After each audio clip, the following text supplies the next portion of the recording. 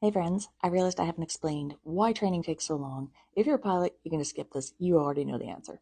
But for those of you who aren't pilots, it is essentially a three-step process, and I'm going to break it down as quick as I can. Every time you learn a new aircraft, there will be a ground school of some sort. A small aircraft is going to have less systems, so it's a quicker ground school. The one I just went through was 55 or 60 hours, and there were also probably 40 hours, I don't know, a lot of exams online. Our ground school took a week, long days. At the end of that, we had a 100-question exam that you needed 80% to pass. There was also a 30-question differences exam, so 130 questions at the end of that long, long week. Stage 2 is all the other ground training stuff you do before sim. There is practical aircraft training where you learn how to remove the emergency exits and operate the door in case the cabin crew is incapacitated. And there's also CPT, which I showed not too long ago. You might have IPT.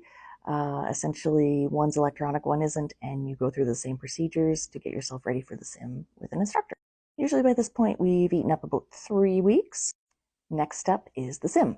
So for an initial sim, it's 6, 7, 8 sims. It depends on the company. The minimum is about 6, I think. Don't quote me on that. And each sim is 4 hours long. Sims, the interesting stuff, the scary stuff, the intense stuff. Each sim is broken into 2 parts. One part is one pilot, one part is the other. And I say the pilot because sometimes it's 2 captains, sometimes it's 2 first officers. In my case, I'm a captain and I'm training with a first officer, so that actually makes it easier for both of us. Flying duties are broken up into pilot flying and pilot monitoring. So each sim, we spend 2 hours of being the pilot flying and then 2 hours being the pilot monitoring. At the end of all the sims, there is a ride. A ride is another name for a flight test. A flight test is split into 2 parts. One part your pilot flying, one part your pilot monitoring. And you both have to demonstrate your proficiency flying the aircraft, running emergency drills.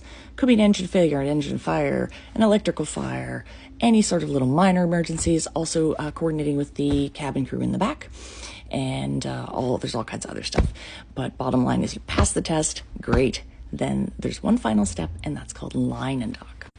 Line and dock is when you're on the line flying for the company. You'll have a training captain fly with you.